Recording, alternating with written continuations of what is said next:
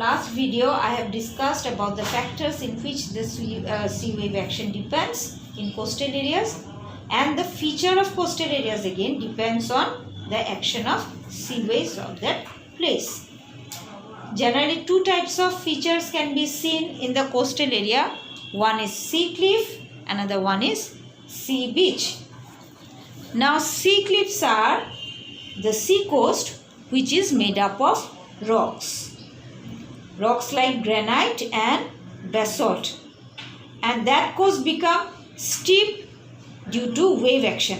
Such steep sea coast is called sea cliff. Such sea cliffs are generally rough in character, they are very rough.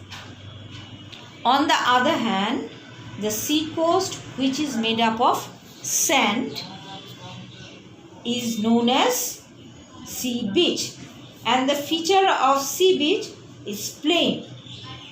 This plain feature of the sea coast is due to the swash and backwash of the wave which continuously operate over the seashore. Sea beaches are very good recreational place for people. People often go to sea beach for recreation. Before also I have told that sometimes very big earthquake occur in the ocean floor which produce a very special type of waves. That means very high waves which go far for a long distance on the shore. Such strong and high waves cause a great damage to the coast, and such type of devastating waves are called tsunami. Tsunami. They are devastating sea waves which cause due to earthquake in the ocean floor.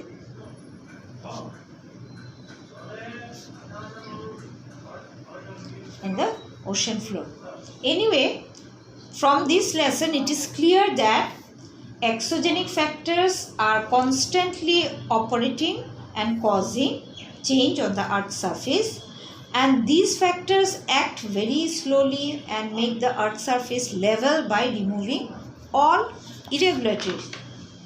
On the other hand, endogenic factors like earthquake and volcanic eruption act suddenly and create extensive change over the earth's surface. These two are difference between exogenic factor and endogenic factor. These factors make the surface surface of the earth uneven. As for example, from volcanic eruption, volcanic mountains form suddenly. Again, due to earthquake, what happens? Sometimes some parts of the earth may uplift suddenly and some parts may subside. The parts which uplift, they may form high lands, and the parts which subside, they may form lowlands. Anyway, the presence feature of the earth which is due to the action of both the exogenic and endogenic factor. The present feature which we are looking, these are due to the action of both exogenic and endogenic factors.